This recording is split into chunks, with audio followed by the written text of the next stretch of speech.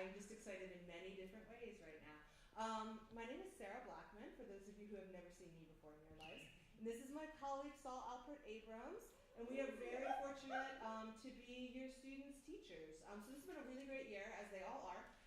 But we have some students graduating out. If you are a graduating senior, would you just stand up for a second, turn around, like wave?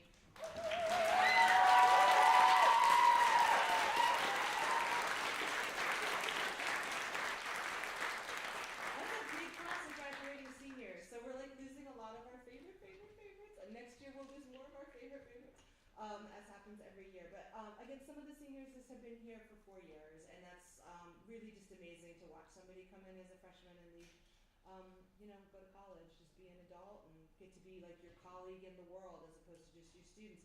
Some of you guys have been here for 1 year, for 2 years, for 3 years, and we feel the exact same way. Like the difference between when you come in at the beginning of the year and who we know you to be at the end of the year is just like a tremendous gift to get to witness. So there's some things that we could say about this year in terms of our successes. We have all like wrestled poetry into submission and then realized that like we hadn't at all and that it had won after all.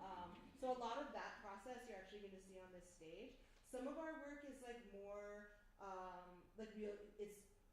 don't want to say digestible because that makes it sound like pudding or something, but it's like it's an easier bite to kind of like take and understand what you're eating and like, yes, this is I get it, I get what I'm doing. Some of our work is like really difficult to understand, and that is okay. So audience members, feel no alarm if you're like, I don't know what's going on. It's all right, right? As I just said to the students, it's art. Nothing that happens on this stage is wrong. It's all just part of the process of what we're doing. We have students going all over the country. We have students who are going to be going to college in Florida. We have students, all right.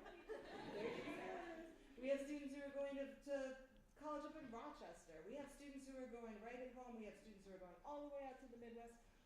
We send students all over the country, and it's really exciting to us to get to know like what a wide net we cast.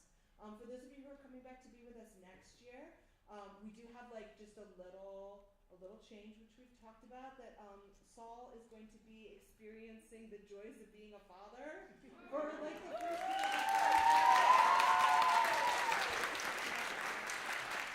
which is so awesome, and so awesome that he gets to do that, and we're going to have like a guest artist for a full year, and that's actually a really cool thing for us too, that we get to bring somebody in to kind of be our first like visiting resident artist. So we're going to have like a poetic residency here at the Fine Arts Center for next year. We're going to be doing that process sometime within the next few weeks, so parents please ask, students please tell like what's been going on in the classroom, because it's kind of a fun thing to get to share, to be part of that whole process. What's going to happen tonight? We're going to start over here, we're going to end back here. At the end of that, there's going to be cookies and brownies and all sorts of treats out there, which would have been here earlier, but there was a table miscommunication and that no table magically materialized. But now they're there.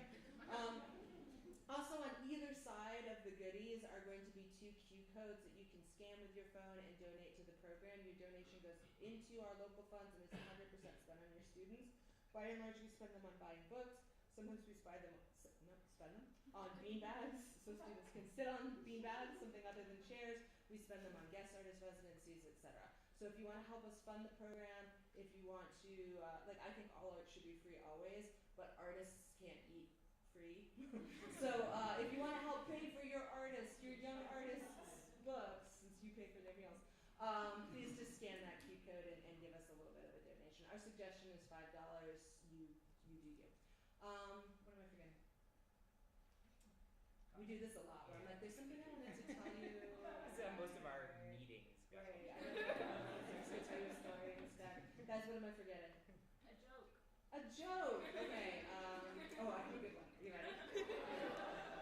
A bear walks into a bar, and the bartender says, what do you have? And the bear says, oh, have a rum and Coke. And the bartender says, yeah, right, pours it for him. And he says, well, why the long pause? And the bear says, well, I don't know, I was just born this way. That's actually Bob Dylan's story, so if you didn't like him, if you did like it, blame Bob Dylan. Okay, with no further ado, let me introduce you to our first reader of the night and a graduating senior, Tad Perry.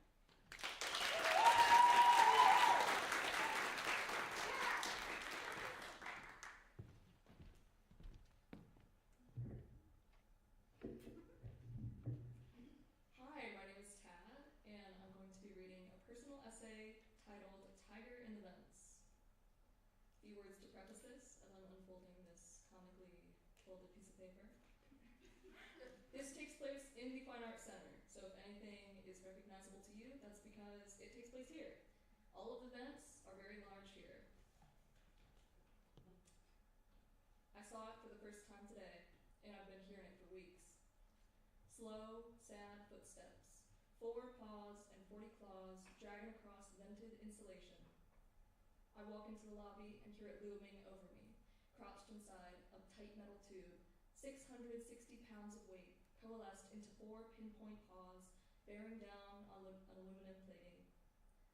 I sit in the classroom and stare at the silver clock without numbers, and the vent opening that filters air into the room. Large, industrial-sized, and painted white to match the walls. Sometimes I stare at it and hear the whooshing of the wind, the cool conditioning that seeps into the air. Lately, those sounds have been replaced by a hot, heavy wheezing. I stare at the vent and smell rotten meat wafting into the room. The wet smell of stale fur and blood follows me around the building. I can't help but look up to the filters and taste a wild decay, a print that lies on my tongue and weighs on my stomach. But I finally saw it today. I walk into the lobby and hear claws over the din of people talk and smell dead flesh over the scent of sweat and perfume. I sit on the first floor under the high ceilings and taste blood in my mouth. A sticky heat clings to the back of my neck. I hold my breath and shut my eyes against the hot wheeze that burns my eyes and lungs. I walk up the stairs and strain my ears to hear it move above me, the sound of something too big trapped in something too small, punching behind my every step. I walk into the classroom and don't look at the clock, or the vent, or the tunnels above me. For a while, everything is quiet. I hold my breath and don't hear sickly wheezing echoing against metal walls. I stay working and don't hear keratin claws scratching at the inside of the vents. The sound of my typing covers it, but nothing stays quiet in the vents.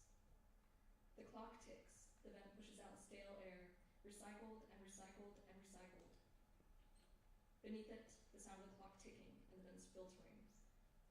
The clock is crooked. It sits on the wall, rectangular and angled and ugly, but one side is pushed up towards the vent and the other side is pushed down, and the sound of rushing air through the room isn't loud enough to mask the sound of breathing. Everyone is breathing, but below it is the sick sound of wheezing, rattling lungs. A low-pitched whistle on every exhale, inhales choked like it's hard to take in air. A hand is reaching out of the vent. Orange and black striped, sliding down to where the clock sits, crooked. The hand has claws. It pushes the clock to the side, crooks it even more, and then starts to tap. Tick, tick, tick, not the clock. The hand, the paw, the claw, scratching in time with the seconds against the metal. Tick, tick, tick. The hand paw sticks out of the vent and taps and ticks, and I look up at the vent to see where it comes from. I look at the vents painted white like the walls, and I see it staring back at me. The hand comes from Tiger. There's a tiger in the vents. Thank you.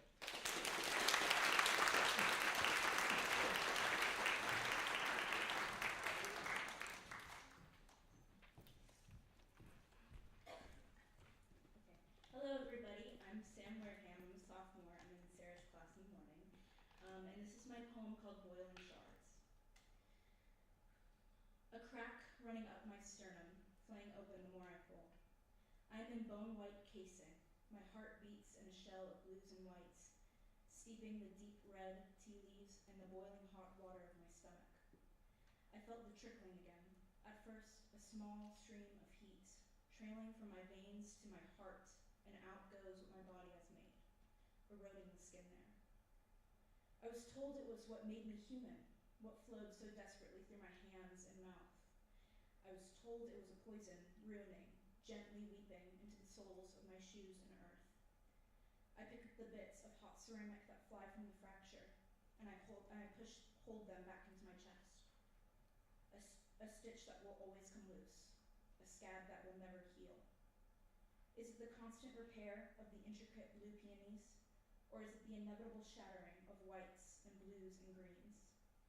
Is it the gathering and puzzling where a shard fits? What makes me human? Thank you.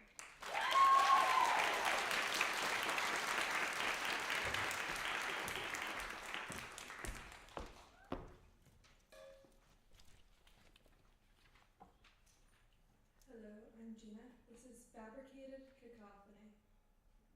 All to murmuration, and tonight, declaration, conversation. The weather is foolproof as ever letter better balloon to see squint, paladin, wall, terrapin, to anything similar. And it is no mind or alibi, windmill for naught, pole, marinetti, world-weary, let it be. Bring the brine and salutary, peel the feather past its aching keratin cell, catch caught to university. Remember, elevator, eerily down to tick, system leer what thou hast given pawn to when. What beetle baskets, cobblestone, and fleas to 9-pin, 10-pin, rot the wind, and it's gone to some shore, no mindless, kindless, this is quiet here. There are no titles in the air, no matter cityscape, and all defile. Evermore, never stein, a wild berry to the back and east, all a gray anaphora, dull sail to see the world. Shook to wheel, avocado, never quit the single steer, exposition of a soft reckoning. O solitary fly, watch the tile fail the beast, ask indeterminable upon neglect, thus what it is and not, elementary bold to single file and the paper whirl, hullabaloo to see what it is and not, the ides, the cry of dinner in the fever dream, dinner, male cradle and kitten to mahogany hell, dinner, the slipper ghoul to guide the chain, dinner, fading orchid, lamp beam light, dinner, the Saturn frame to say, and we all picture clams.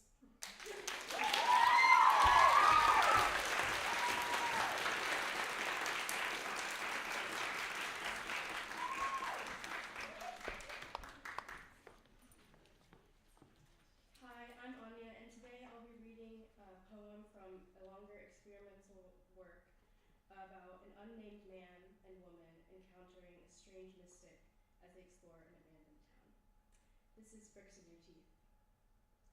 What she says begets a soul to ride, varicose in making loud words out to be more, snipped. You only know how to eat because of the pang.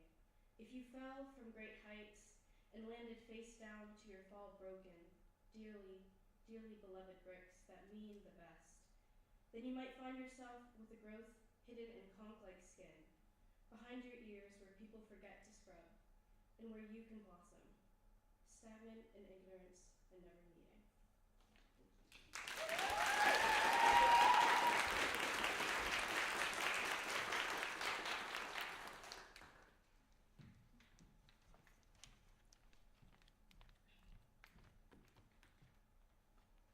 Hello, my name is Bea Gray, and I will be reading an excerpt from a longer fiction piece entitled Legends of the Camelot Cinema. When you were still pretty new to your job at the Camelot Cinema, you began to notice glue traps appearing in the closets and corners of rooms. You hadn't seen any pests, let alone mice or rats, and your job was to clean the entire theater. You asked your coworker, Lance, about it. Oh, that's Lee. He works the snack counter and he's been setting them out all over the place because he swears he saw rats tear open a bag of popcorn kernels in the cabinets. Lance leaned back in the flimsy plastic chair and put his feet up on the table, which tipped under their weight. He wanted to tell them to take them off because people eat off the table and you didn't want to eat off something that he put his shoes on. But he kept talking. I just pick them up whenever I see them, honestly. There's no way we actually have rats, and if someone sees them, we'll get health inspectors called on us. In all honesty, you didn't really believe that Lee even existed. You'd never met anyone named Lee who worked at Camelot, and Lance had lied to you before. It was his idea of a joke, since you were still new which weren't. Irwin had probably set the traps, and Lance was trying to get a laugh. Later that week, you realized you lost your keys to the supply closet in the break room. You knew exactly where they had fallen out of your pocket when you were sitting on the raggedy little couch during your break. Sure enough, the plastic Falcon keychain glinted under the fluorescent lights, and you turned to leave without a fuss. The scream you heard as you were about to leave was almost human. To this day, you have no idea whether it came from the sobbing young man you found behind the snack bar counter, or the mouse, secured beyond hope of rescue to a glue trap he was holding. The man was still in uniform with a little name tag that read Lee. "She's so small," Lee's voice trembled. He held the trap up to you, but you had no desire to look at a dying mouse. It looked dirty, its small body twitching as if pleading for help. "She just wanted food." Lee began to pry and pull at the creature, trying to release it from its prison. He kept apologizing, and you had to place your hands on his to stop him. You would only kill it faster that way, and he knew this. "I'm a monster." Lee gazed up at you.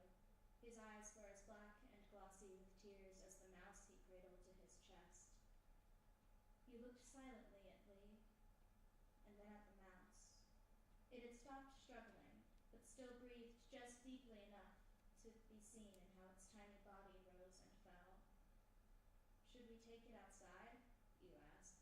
You didn't know what else to suggest. "Her," Lee corrected. You sighed. "Her, then. Let's take her outside." The mouse was given a burial in the big dumpsters out back. Lee begged you not to tell anyone about it, and you didn't, figuring someone would discover eventually anyways. You never saw or spoke to Lee again, but according to Lance, he became a vegan. You don't know how accurate that is.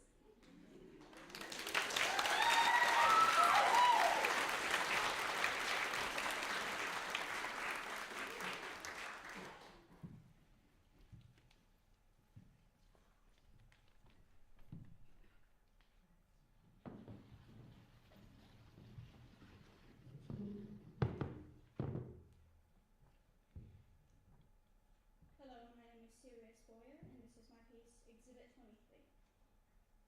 Figure A, Homo sapiens, Sirius, a rare human specimen, artfully preserved by the institution. Figure A.1, the heart. The heart is one of the most essential organs for a human being. It pumps the blood throughout the body, keeping the human alive. Many seem to believe that the heart feels, that it contains emotion. This is a misconception. The heart does not feel. The heart is a bulbous, pulsating thing. It is envious of the stomach, for the stomach lusts while the heart cannot. Unfortunately, the heart is one of the hardest organs to preserve, and this particular specimen has been rotted through. Figure A.2, the stomach. The stomach takes up most of the human's lower abdomen. All food consumed by a human winds up in the stomach. It roils, unsettled, unkempt, always seeking things to fill the emptiness inside it.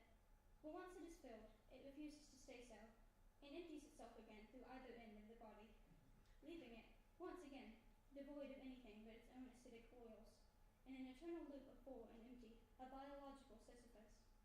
Figure A.3, the lungs. The lungs are fragile, flightless things that contain the air needed to sustain a human body. They gasp in and out, desperate for air, and yet simultaneously, they reject any gas other than the one they crave. They choke and spasm around anything other than oxygen, messily, desperate to remove the intruder from their chambers, for they know that even the slightest of foreign objects could pop their flimsy shells. Figure A.4, the may once have had a purpose, though we struggle to determine it, as its purpose seems to vary from human to human. This one in particular seems to have been never used at all, for it is still pristine, untouched, shimmering pink, and yet in its purity it is shriveled, shrunk into itself, as if it itself does not want to be used, does not want to it is a coward. It is an imperfect blob of unused hatred. Figure A.5, the skin. The skin, while initially believed to simply be a decorative outer coating, is what a human body uses to protect itself. It covers every inch of flesh, muscle, and tendon that would be exposed, hiding the human away inside a tightly knit shell of This specimen's skin is pale, diminished, feebly holding the body together with every inch of trembling facsimile. Here it has been peeled off for inspection. As you can see, it is made almost entirely of Figure 8.6, the brain. The brain is the center of a human being. It is the mind, the logical processing, the thought and creativity. It is great, aged, it is soft and malleable. The brain is a fool, but it is not a coward. It knows that it is dead. It knows it is alone. It knows that we have taken it out on display, and it knows that you are watching it. But it will not stop you. It has always wanted to be seen. Figure 8.7, the soul. The soul is it is fearful. It is proud. It rides and it screams and it cries. We could not contain it. This exhibit features no soul. The soul is leaking out of the bottom of the exhibit, and it is staining the floor purple and yellow and green. We apologize for this disruption. Please do not touch the glass. Thank you.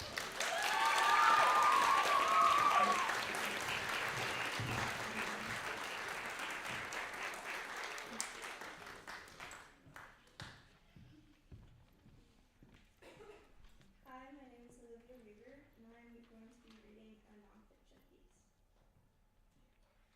Before the sky fell from its frozen state, we slept back in the tent back at the old house. It had been 3 years until we made the choice to move back into our own rooms after it was considered to be inconvenient. Later on, everything had shifted down the street, and we dumped our packed boxes into a singly larger one. The rain chain only drips unless someone is watching, and neighbors' cats only come around the new house when there's milk set out for them. She and him had eyed the place since before the red fence was built in around the patio.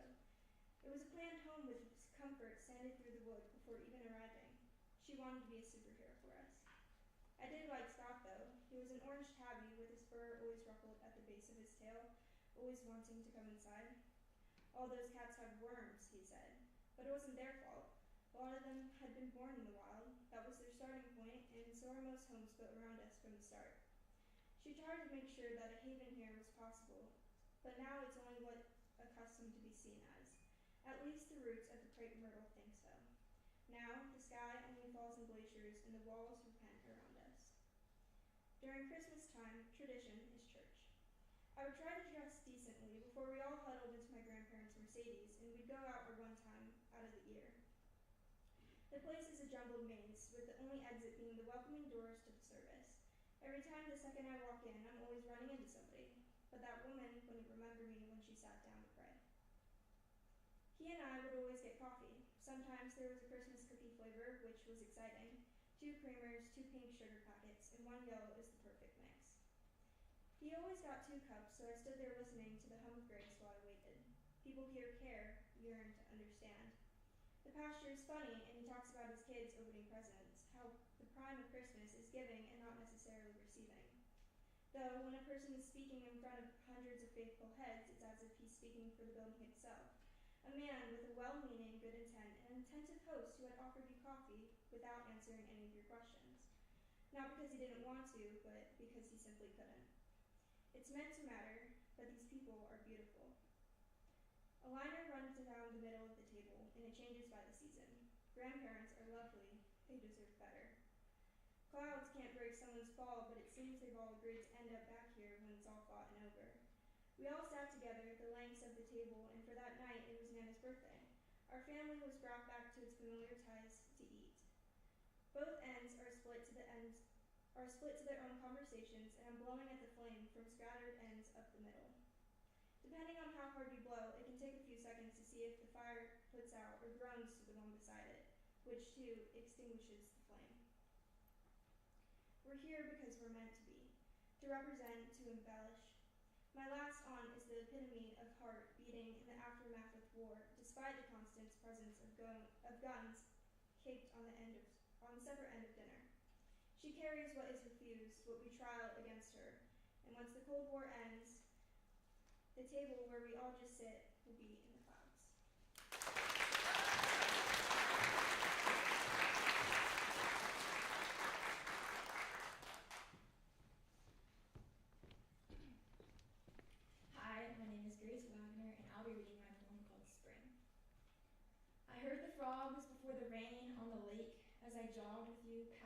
school and into the grasp of woods. A rain that makes me wonder how much harder the droplets must feel out of the forest. I love this kind of rain. It smells like 8th grade, you say, as we follow this mashed trail without any trees, knolls rolling up and dropping down. Speed boosts, we call them, all the grass pointed away from us. The air feels empty, like it just woke up from a nap. Not sure what it's going to do next, but knowing exactly where it is.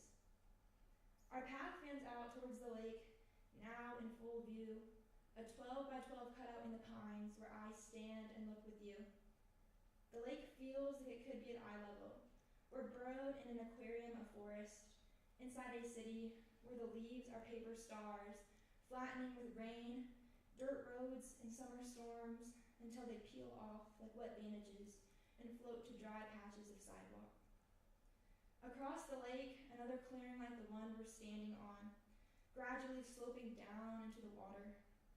A ramp of thigh-high reeds, nests of rotted wood and pine straw. On these runs, I look upwards more than I do when I walk, to the leaves tipping sideways, a sunshine, elasticy silk, ballet slippers, like tea seeping from the sky. Thank you.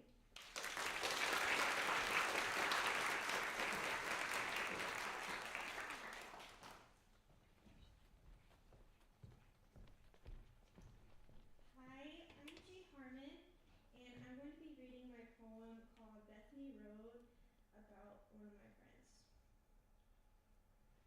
You lived by the road with the same name as you, smelling like dead leaves and winding country driveway, making me seasick when my mom drops you off the next morning, and cracked like the pavement as we pull out in the way. Bethany is an old lady's name, but you certainly fit the picture with your Dollar General floral sheets and how you know every chicken's name. The city beside Jerusalem, a house of figs and sweets, where puppies play and I forgave, where Lazarus was raised from the dead, and where I found you, a wonderful friend. And I don't cry, because I know you won't miss me when I go to college. I've so much ahead of me, but you rest easy. With jealousy, I tear into the fig, and I spit out the seeds. I've only heard you cry twice, and other times I just assumed we were connected beyond the screen. Old lady, don't whisper. Drive down that country lane and see what I saw. Thank you.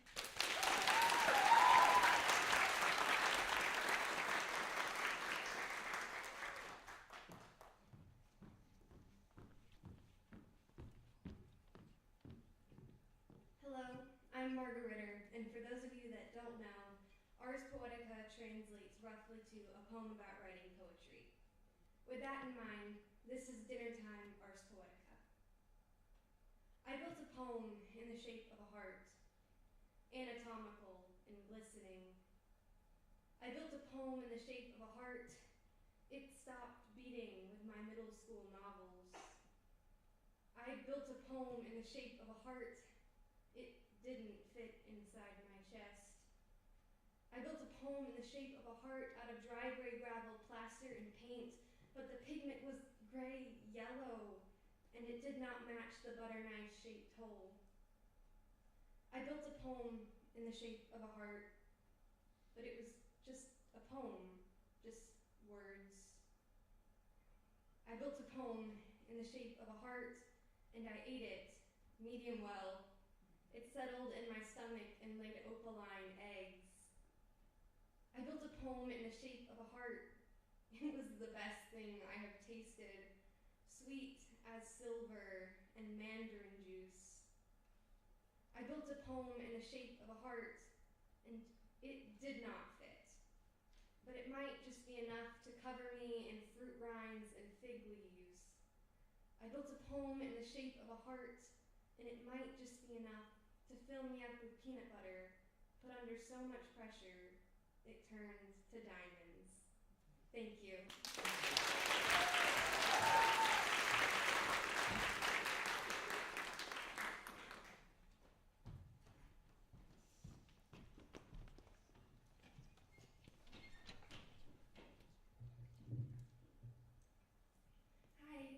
name is Charlotte, and this is my piece titled Feminex.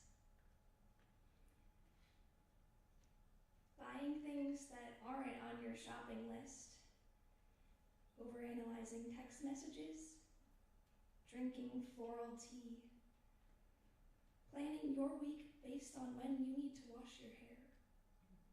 If you find yourself doing any of these things, you may be a woman.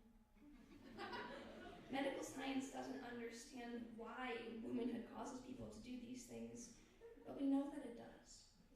And that means it's time to get tested and ask your doctor about once daily Feminex.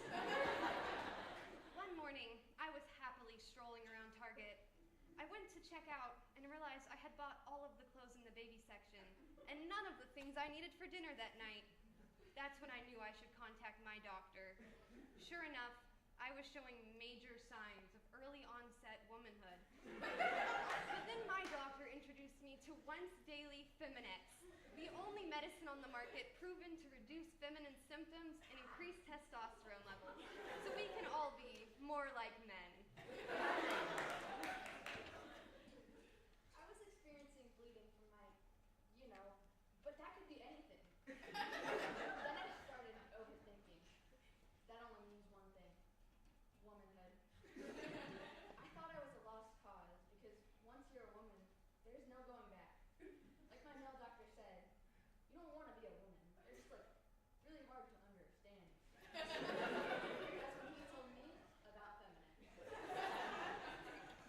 Womanhood is easily spread. Just look for signs like 10-step skincare routines, naming your plants, or feeling like you constantly have to prove yourself in the corporate world. If you're hanging out with a group of people, it may be hard to know which one is a woman. Don't worry, it's simple. They're the ones who never head to the bathroom alone. Not all of these activities are signs of being a woman.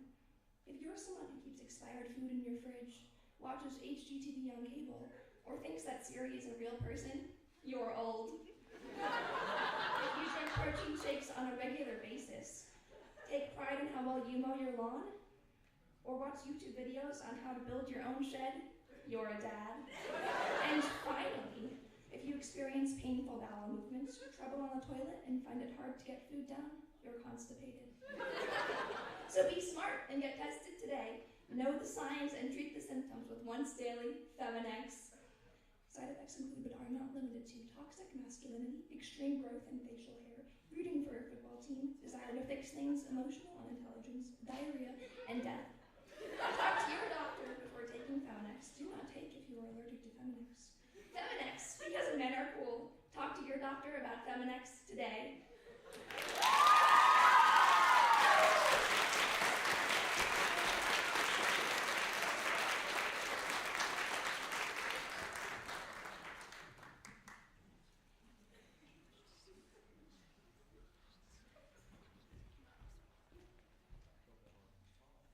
Hi, my name is Liliana, and this is my piece, Drowned Melodrama. I think I'm a side note, through the ice, out of the numb waters, so cold they may as well not exist. I may as well not exist. Breaking, my organs turn to stone, weigh me to the ground. In those stare at the ceiling moments, I forget the world exists. Forget I exist. Forget existence. Really, really, really. I will immortalize the moments of unawareness. Gone. I'm gone. Thank you.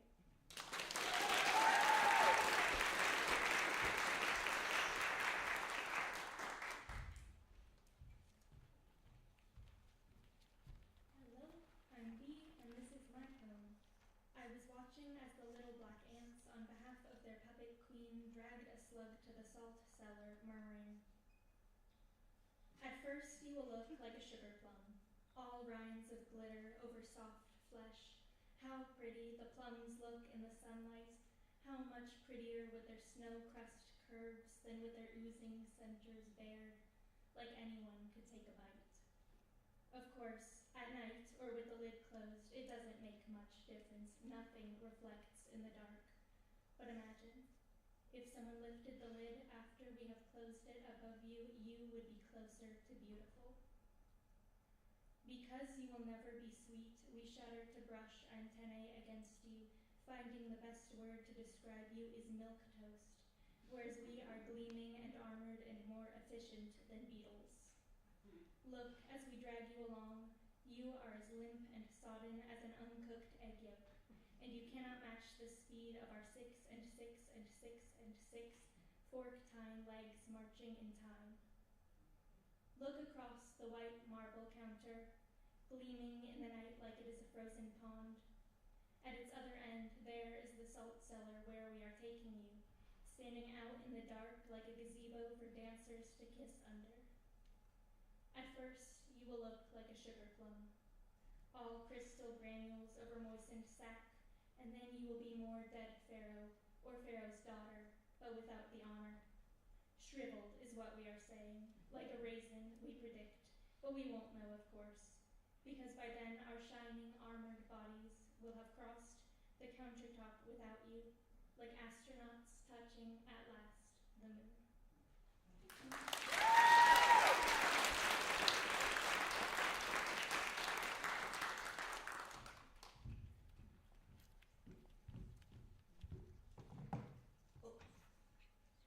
I am Nicole Clear-Dix, and I have brought you a piece called The Nowhere Train. Now, friends, for the sake of theatrics, I ask you to chugga chugga.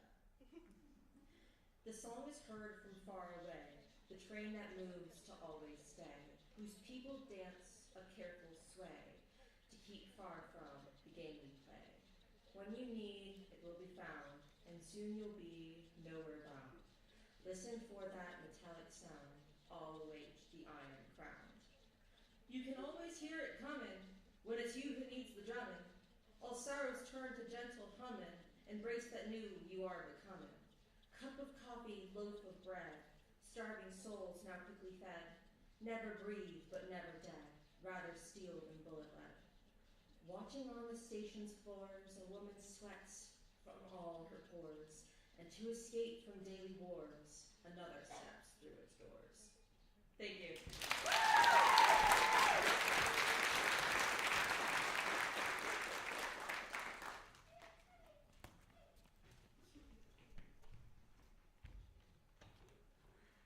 Hi, my name is Sally Liggett. This poem is called Because I Would Have Been a Wild Boy, and if you don't like it, you can also blame Bob Dylan. I'm going to read it for you 3 different ways. The pieces of aircraft were the dandruff of the world. Nausea, fingerprintisms, conjugates and their isolates, the foil torn off, a fingerful of easily disposed wax, particulate matters in a breadcrumb trail to the soup fiesta, bacterial dances. Small dogs with spots, plural noun first names, culling and cleaving one's given name, leaving only your big sir. We don't say the Y word here. You're a thunderbird. Cleaving upheaval and you don't idle a car. Inconvenient parking ordinances of sky rope rules. Don't mistake ecstatic declarations for kindnesses. I wouldn't seek it out at all, love. There's a theory that titling is a modern practice, but you deal me in. You'd be right to doubt me if I said I spent my pre-adolescence hunting buffalo, but it was touch and go for a while there. The pieces of aircraft were the dandruff of the world. Nausea, fingerprintisms, the foil torn off, a fingerful of easily disposed wax. Conjugates in their isolates, particulate matters in breadcrumb trails to the soup fiesta, bacterial dances. Small dogs with spots, plural noun first names, culling and cleaving one's given name, leaving only your big sir. We don't say the Y word here. You're cleaving upheaval and you don't idle a car. Thunderbird and convenient parking ordinances of sky rope rules. Don't mistake ecstatic declarations for kindnesses. I wouldn't seek it out at all, love. There's a theory that titling is a modern practice, but you deal me in. By any other nematode, you'd be right to doubt me if I said I spent my pre-adolescence hunting buffalo, but it was touch and go for a while there. The pieces of aircraft were the dandruff of the world. Nausea, fingerprintisms, conjugates in their isolates, Small dogs with spots, plural noun, first names, and we don't say the Y word here. You're a thunderbird. Don't mistake ecstatic declarations for kindnesses. I wouldn't seek it out at all. And it's a theory that titling is a modern practice, but you deal me in. By any other nematode, you'd be right to doubt me if I said I spent my pre-adolescence hunting buffalo, but the pieces of aircraft were the dandruff of the world. The foil torn off, a fingerful of easily disposed wax, particulate matters in breadcrumb trails to the soup fiesta, bacterial dances, culling and cleaving one's given name, leaving only your big sir. And we don't say the Y word here. Cleaving up people and you don't idle a car. Inconvenient parking ordinances of Sky Rope rules love. And it's a theory that titling is a modern practice, but it was touch and go for a while there.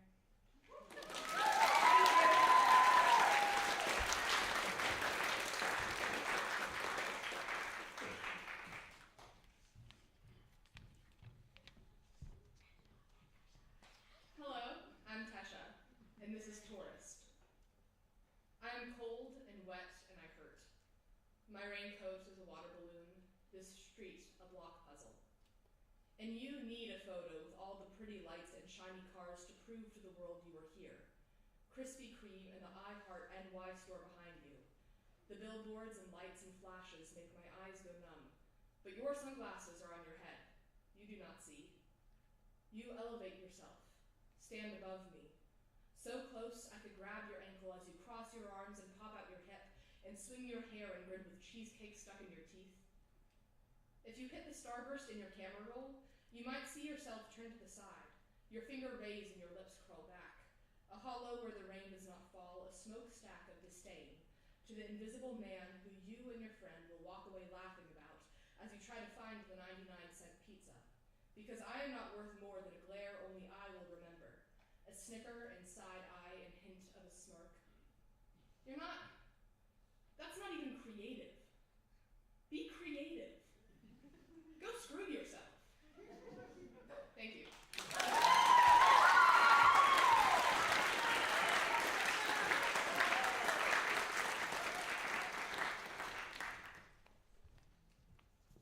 Hi, I'm Trinity, and this is my piece, Pixels of a Home.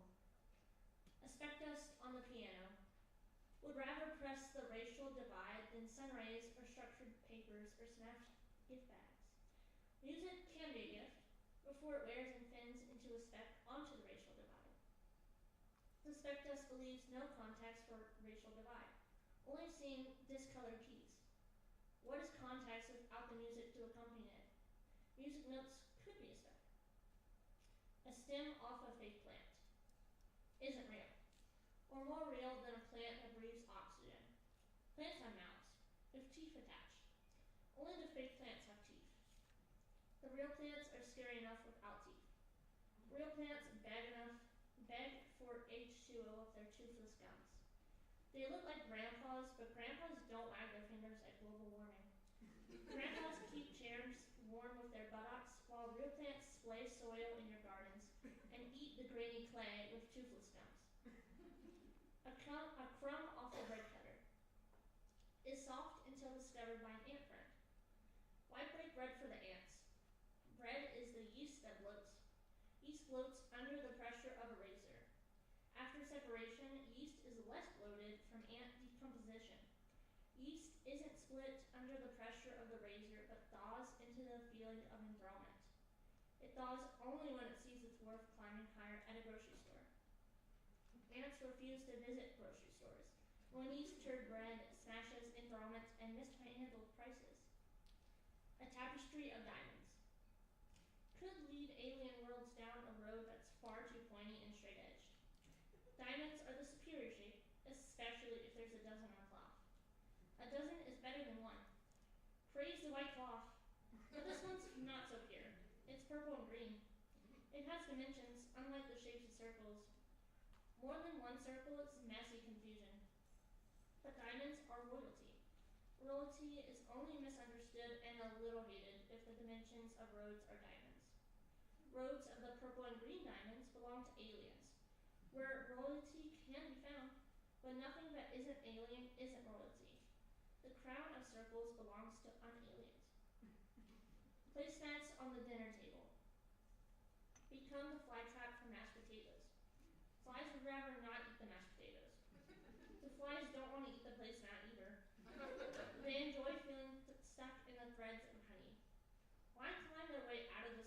one is that hard. Flies are the meal for meat chunks in the gravy, and the honey coats the the mashed potatoes in your mouth. Thank you.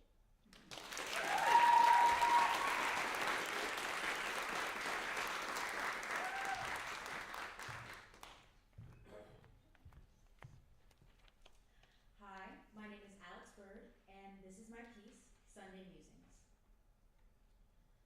I am of no religion. I am of faith, but not in deity or destiny.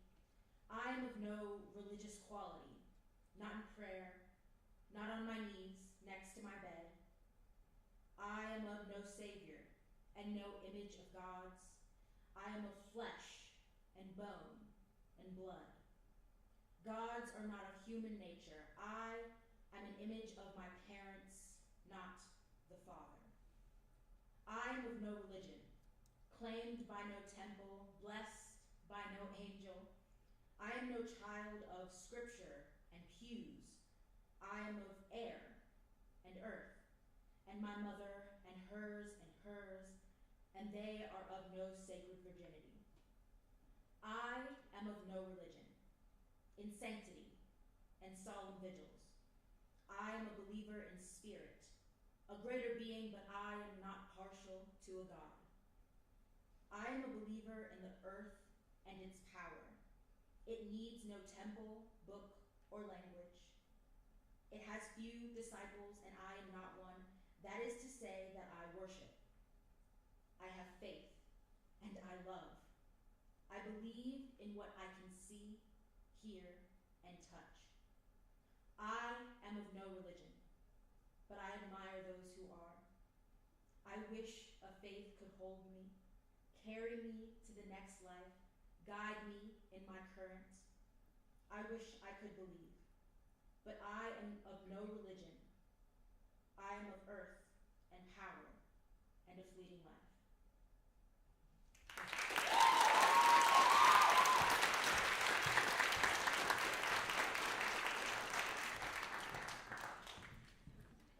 Hello, my name is Sage, and this is my poem, Blue. I've been to many funerals of people I don't know, open casket, mother's friend's mother, with delicate flowers laid across her, and faint blue eyeshadow on her papery lids.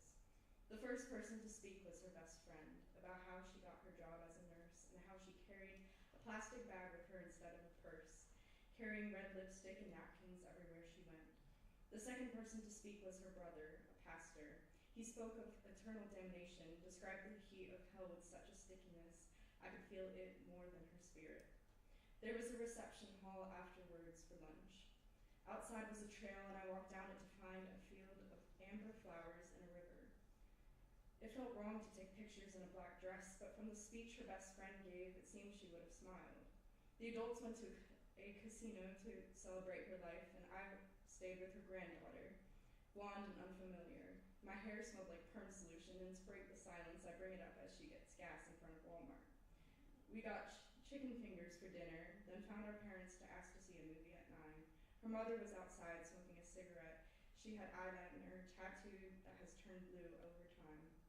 We drove in the dark back to the hotel and stopped at an empty playground, tender with the evening condensation. Thank you.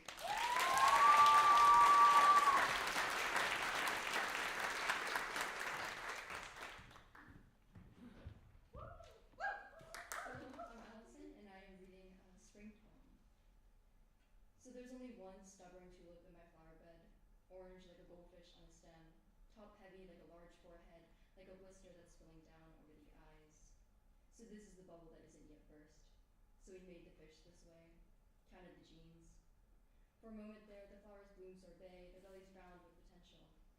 So it's spring, and the rest of the tulips are orphaned beneath the soil. So the neighbor's cat is wandering into the yard, my mulch's favorite litter. Like the tulips I planted 2 years ago and thought would return, he's reminding me of my childhood cat. Another orange tabby, only whiter.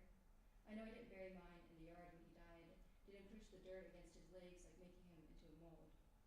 But somehow, that's how I'm evaluating the now, the spring, the self, the web behind the ears. Thank you.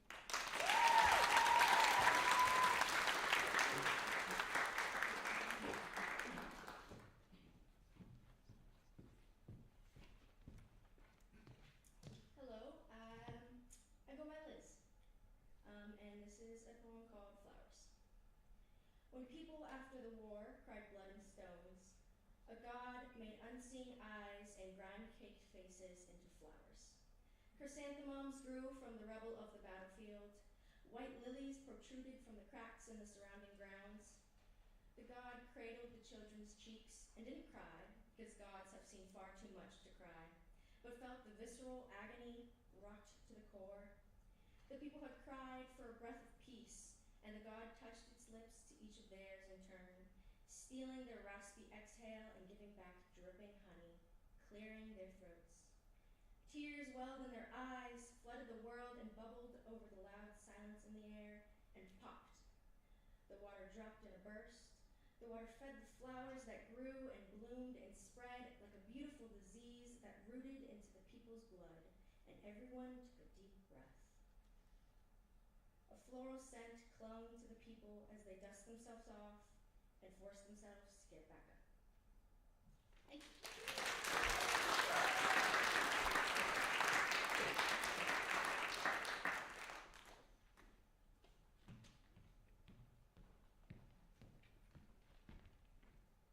Hi, I'm Chloe, and this is my poem, Get Out Fit. Get Outfit. Their outfits clash like the Big Bang.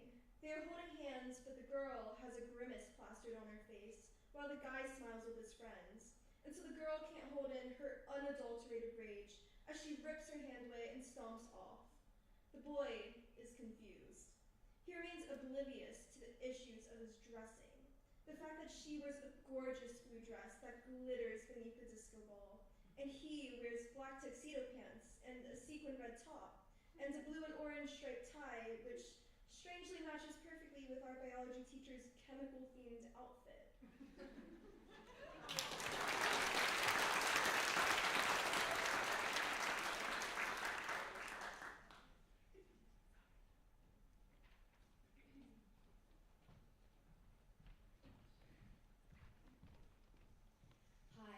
I'm Mika, and I'm going to be reading an excerpt from my personal essay, Sunbathing and Skipping Rocks, or Where the Horsefly Reigns. No mentions of the horsefly this time, I apologize. I'd never considered being a dancer beyond my childhood. The floor-to-ceiling mirrors on the left and center walls of the studio always reflected me not knowing what I was doing. The pale wood floor was always too hard, and the dirty, rusted bars unfairly tall for my little 6-year-old hands to reach. The too shiny, too perfect black shoes would always chafe against my small, bony ankles like sandpaper, disguised within the velvet lip of the tippity-tip tap machines. The classes were always far too long for such an easily distractible mind like mine, and my attention span far too short for something like dance that required such deliberate elegance. Even now, my limbs are too long for dancing, my thighs stinging together too much for pirouettes on the bank of this creek. I can still clearly see my ungraceful footprints left in the sand from where I'm tanning on a log, even in the vibrant 3 o'clock sunlight that illuminates the grains. They go much deeper than the deer tracks, or even the prints of the other people who have walked here. And my chest too big to dance a river dance in a flurry of legs and a still grace everywhere else. I'm not graceful. My gangly legs dangle too long behind me to flurry as they should. River dance is beautiful, and breathing comes easily when faced with such swelling song. Irish religion, a soft whispering caress of groundbreaking technique and the stunning startled impact on the musky wood stage. River dance moves as the river does, able to be still and serene on top and a flurry of movement beneath, breathlessly fast and breathtakingly beautiful. The air ices and stills, between each breath embraced, imploding with color before the visionary scene vanishes in the first second of the subsequent exhale. Breathe. The tree I'm tanning on isn't very comfortable. It's my own fault. I chose this through inaction. Thank you.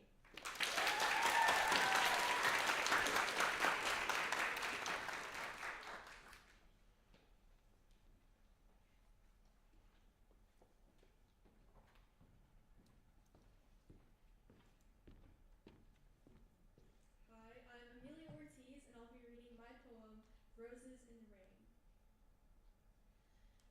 I need to know beauty exists somewhere in this place, either weaved between or hiding in the crops of my farm, where I roam in search for the space where nothing has to hide its face, and I can finally love and smile and laugh. A small flower, a rose, catches my eye in the middle of the farm field of wheat and rye, where nothing would ever look except the cloud-filled sky. One that sits above me looks down and cries. But now, I'll be the one to look. The little rose does so much more than camouflage in the tall plants, but its beauty is in that way. In the way it shimmers because it's sprinkled with droplets from the evening rain. And every vein in the flower sparkles and talks and plays with the freedom of ultraviolet's rays. It will forever stay staring at the moon every time it blooms, looking at the sky in gloom, and contrastingly, it is beautiful. I leave it when it starts to rain again, walking out of the fields, then writing a poem, not about what the little rose means, even though it means everything to me, but instead what it looks like when it rains. Thank you.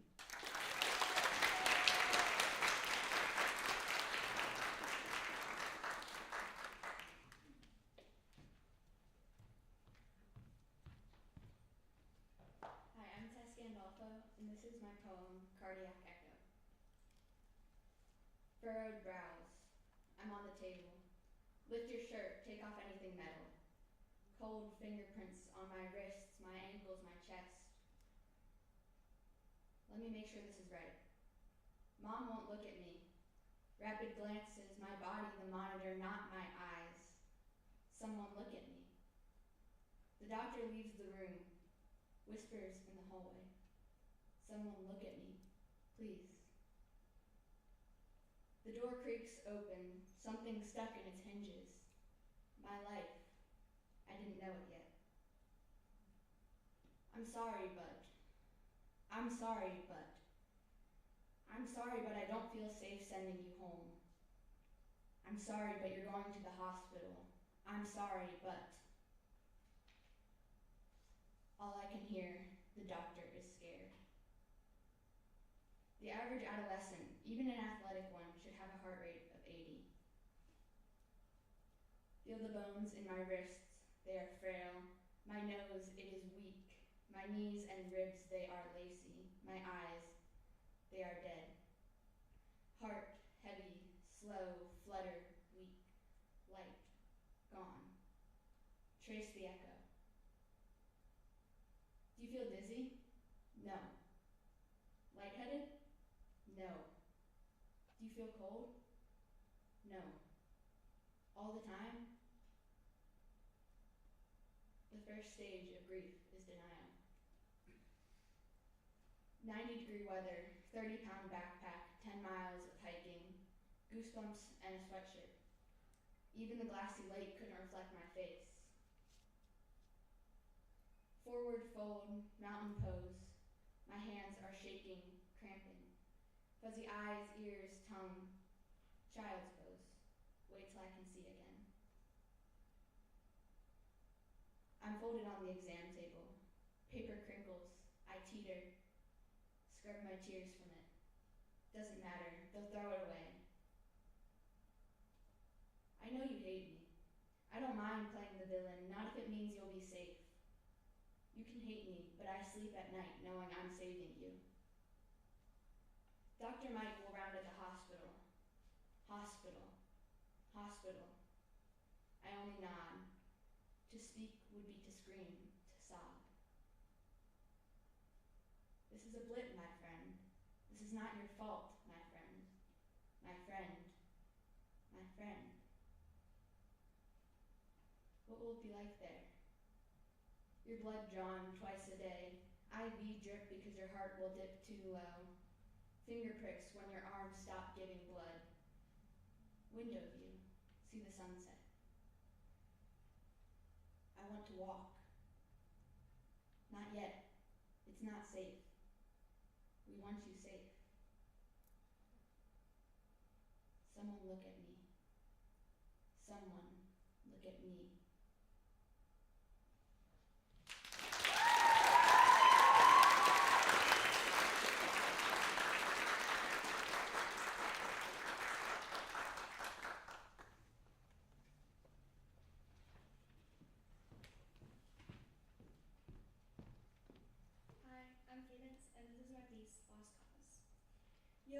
pages to find a man, sketched by words carved in ink.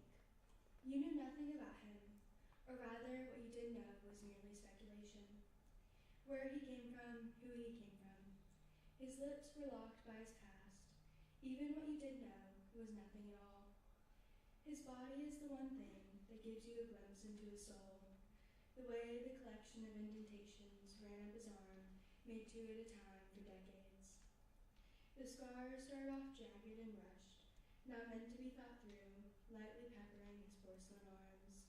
Then they became strategic and kept hidden. He became a skeleton, letting the skin hang off his bones. The nerves in his spine twisted and ached from the night in the field so many winters ago when the car drove after him, forcing his legs to move faster and faster. He was a good runner, able to leave his troubles behind as one foot fell in place in front of another. They caught up with him when he tripped and fell into the murky grass, as the car kept going and going and going.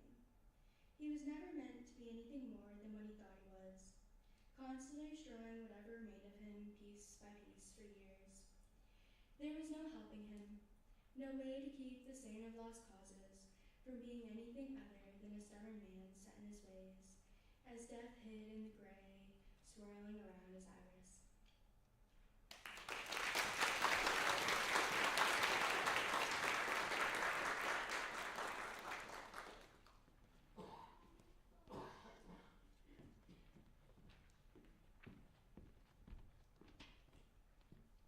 I'm Tyler Clark, and I will be performing 3 steps to falling in love.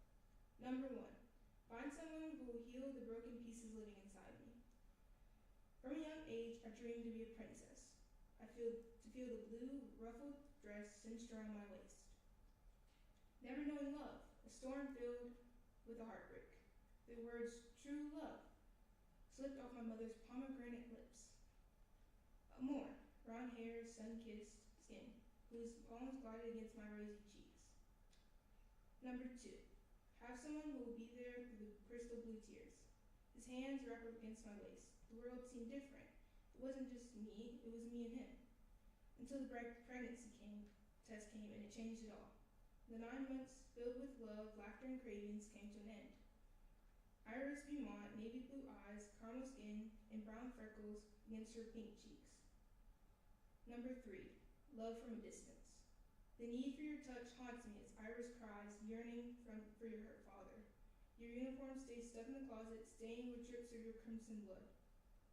Iris asks every day, where is her father? Tears stay stuck in my eyes, never one to tell her the awful truth. Never wanting her blue-soaked tears to show her red. Thank you.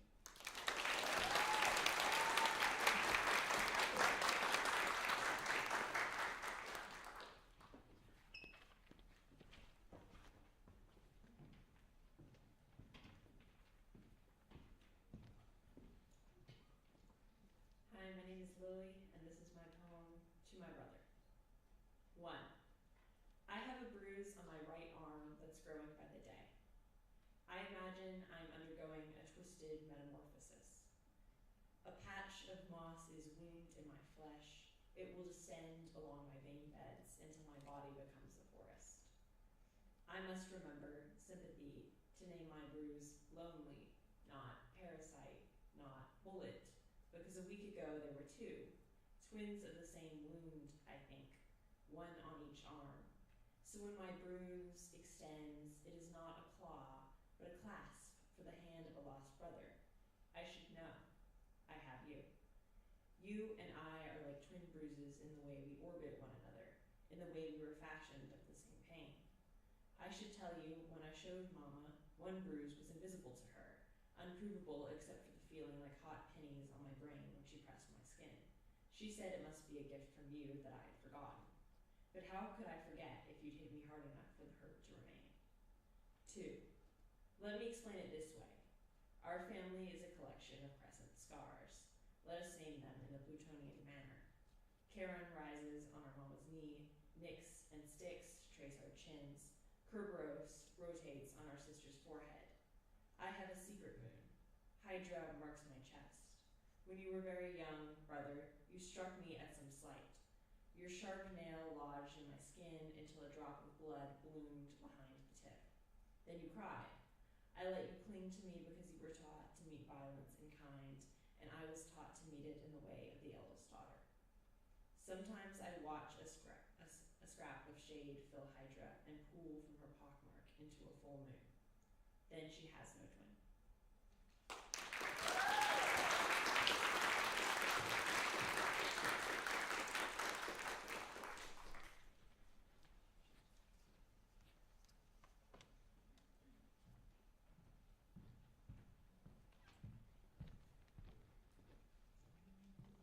Hi, my name is Bree Goff, and this is a poem dedicated to my father, whose shirt I have the pleasure of wearing today.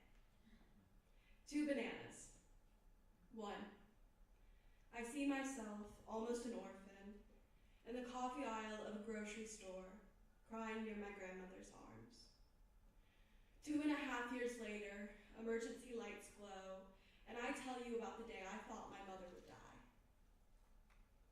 12 hours later, I wake up to dawn heat through the open window to see what you look like in the new light.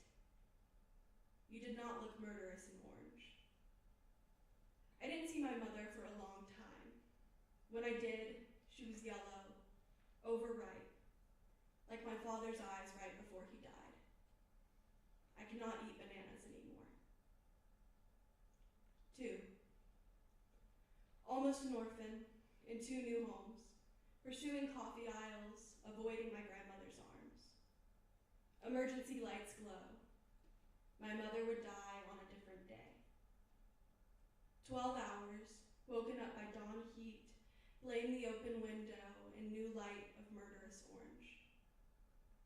I didn't see my mother until she was yellow, overripe, like father's eyes. Bananas hurt my stomach. Thank you.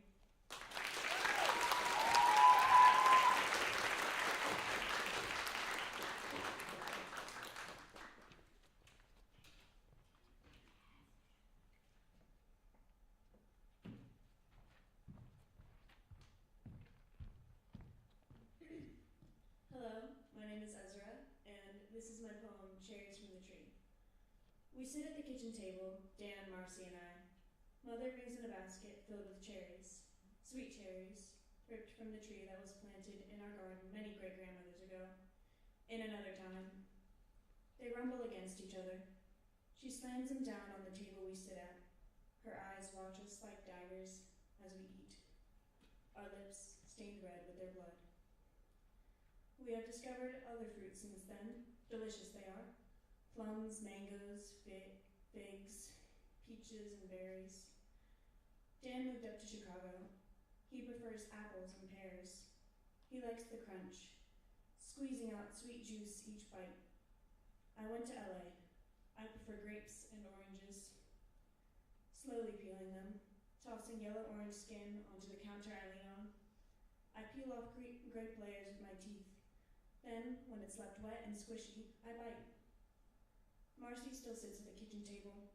She hovers over baskets of cherries she brought from the garden and stuffs them in her face, the only fruit she knows. We look down at her, Dan and I, whenever we come to visit. She slaughters them, gouging the pit out with her teeth, with cherry-stained lips, red like blood. Thank you.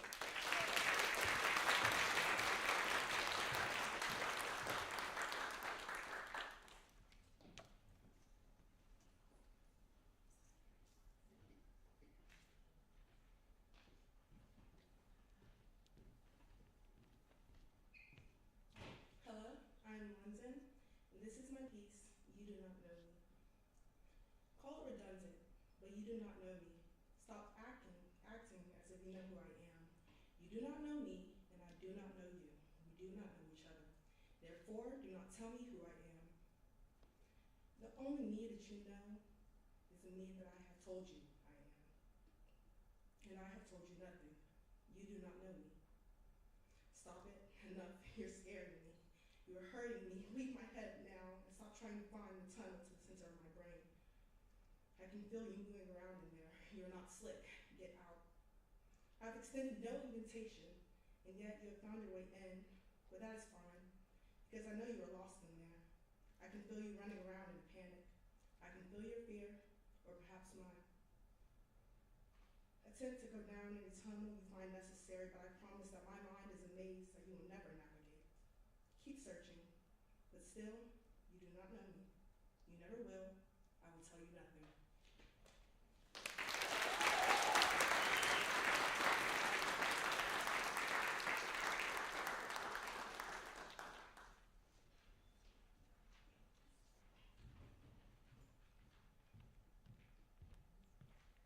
Hello, I'm Amanda Nikoloff, and this is my piece, Orpheus in Sunoco. He said, "The poor man, he fell into the wall. Like Jesus, he fell into the wall." I said, "Okay, but he got out. Eurydice was taken from the fields, but you cannot sing in hell. But, I mean, he got out." He said, "It stinks. It really stinks." I said, "But it's just a Sunoco in the middle of nowhere. Sunoco. He got out to take pictures with his wife. Poor Eurydice. He's gone. And he's not sure if he went there to forget pain or to remember thirst." All of those lines are stolen.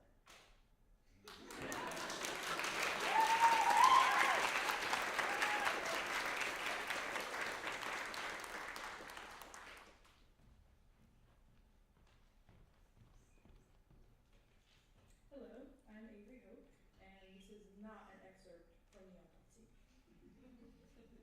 Upper lung lobe, pink-purple posteriors, execution by lethal injections, waiting patiently by a door that won't open. Occasionally the doorknob will jiggle, but the fist that comes through the wood will stop you from opening it at all. Regarding such deaths are true and correct, the death of a palm sapling, the death of the only one left. Spleen, liver. Empty drug syringes, infusion equipment retained from a hospital wall, filled with feathers held together with Mod Podge. There is once more softness left. The blood will still pool from your skull if you choose to interact. Intramuscular hemorrhage of tongue, numb, circular fat, pulling bubbling orange skin and purple veins, green, bruising, rotting, reported history of recent administration. The walls have been rusted over, memory of the silence in the room, pulling, shifting, bruising over and dying, bruising and dying. The scalpel lay dry on the table, flayed skin like a butterfly, almost beautiful. Back home with the smell of yellowing alcohol in between my fingers, opening the door to find the body on my bed, bruising and dying. The autopsy concluding without a solution. Thank you.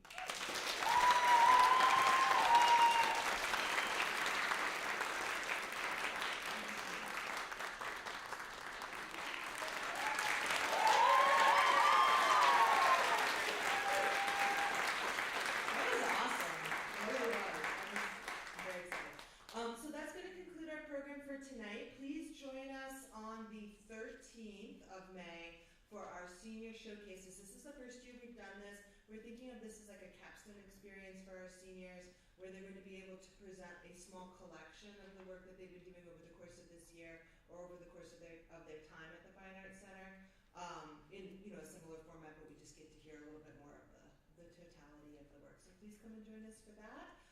There are cookies. So many different kinds of cookies, including gluten-free brownies, which are what's in those little foil packets. So don't be afraid of them. I think they are delicious. And also, please just remember our Q codes if you'd like to donate to our program. We will spend that money on your students and I don't know, on the future. So thank you so much and enjoy.